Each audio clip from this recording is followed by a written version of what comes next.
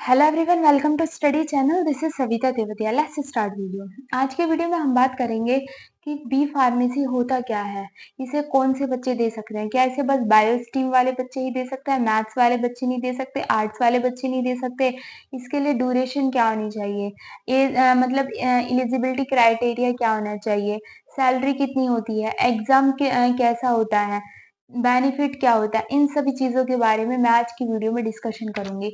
तो चलो वीडियो को स्टार्ट करते हैं। फर्स्ट ऑफ ऑल, मतलब बी फार्मेसी। फार्मेसी का मतलब क्या होता है ये समझो पहले। फार्मेसी का यानी कि जो मेडिसिन होती है, मेडिसिन से रिलेटेड आपको जितनी भी जानकारी प्रोवाइड की जाती है उसे हम फार्मेसी कहते हैं। बी फार्मेसी में जो पीसीएम और पीसीबी वाले बच्चे ही इस कोर्स को कर सकते हैं, यानी कि जिसने 12th में फिजिक्स केमिस्ट्री मैथ या फिजिक्स केमिस्ट्री बायो ले रखी हो वो बच्चे इस कोर्स को कर सकते हैं। अदरवाइज मतलब अदर सब्जेक्ट के बच्चे इस कोर्स को नहीं कर सकते, जैसे कि आर्ट्स वाले बच्चे इस कोर्स को नहीं कर सकते, या तो इस कोर्स को बायो वाले बच्चे कर सकते हैं या फिर मैथ्स वाले बच्चे। ठीक। अब मैं बात करती हूँ, जो फार्मेसी जो होती है आपकी, उसमें दो कोर्स होते हैं। फर्स्ट होता है आपका डी फार्मा और सेकंड होता है आपका बी फार्मा। अगर आपको डी फार्मा के ऊपर वीडियो चाहिए तो आप कमेंट्स में मेंशन कर सकते हो, मैं उसके ऊपर भी आपको वीडियो बना दूंगी। आज की वीडियो में जो मैं बात करूंगी वो बी फार्मेसी के बारे में बात करूंगी। ठीक।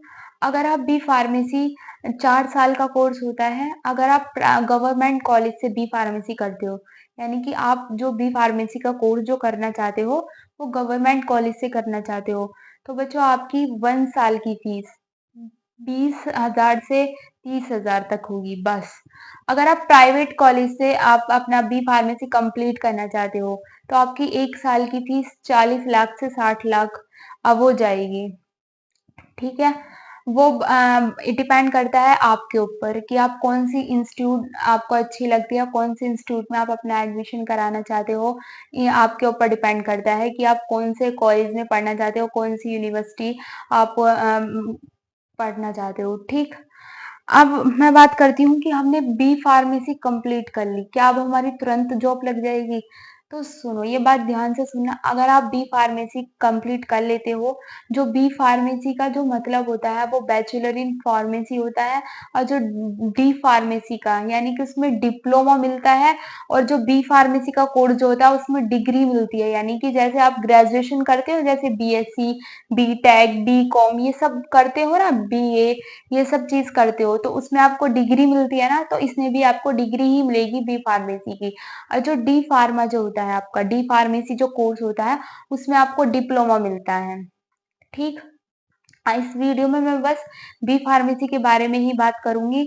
अब मैं बात कर रही थी कि अगर आपकी जॉब मतलब कंप्लीट हो जाती है बी फार्मेसी तो आपको तुरंत जॉब मिल जाएगी। तो ये ध्यान से सुनना बात। अगर आप जस्ट बी फार्मेसी आपकी कंप्लीट होगी और जस्ट आपको जॉब चाहिए तो मुश्किल से मुश्किल आपकी जो सैलरी होगी वो 15,000 से 20,000 होगी। देखो भाई, स्टार्टिंग में सैलरी बी फार्मेसी की इतनी ही होती है।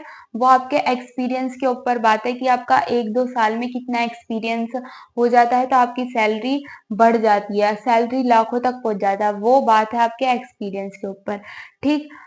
और आप बी फार्मेसी कोर्स कंप्लीट करने के बाद अपना खुद का मेडिकल स्टोर खोल सकते हो, मतलब खुद का अपना क्लिनिक खोल सकते हो, किसी हॉस्पिटल में जॉब कर सकते हो। ठीक।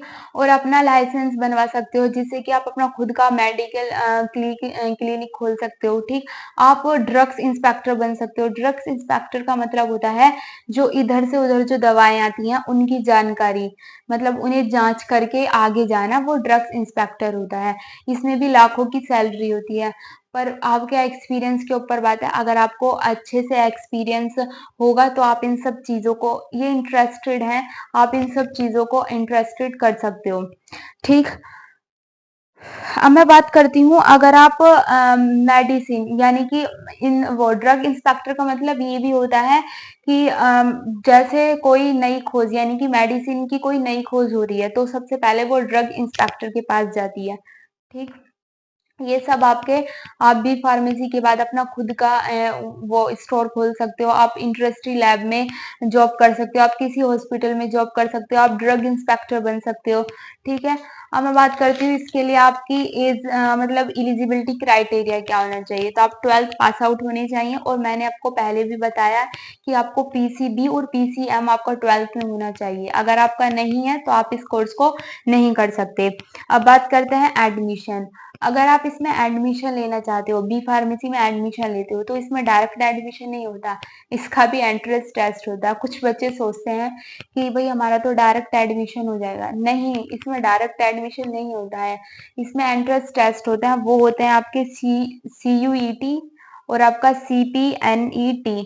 ये आपका यूपी स्टेट के वाइज से होता है। आप जिस भी स्टेट से हो, आपका उसका स्टेट का होगा। जैसे कि आप बिहार स्टेट से हो तो आपका बिहार स्टेट से होगा, आप यूपी स्टेट से हो तो आपका CP नेट यूपी स्टेट होगा। ठीक, ऐसे अपने अदरवाइज स्टेट वाइज ये एग्जाम होता है। ठीक, और आपका होता है नीट। नीट के थ्रू आप बी फार्मेसी में भी जा सकते हो, MBBS में भी जा सकते हो, आप MNS भी कर सकते हो। बी नीट के थ्रू आप बहुत से कोर्स कर सकते हो।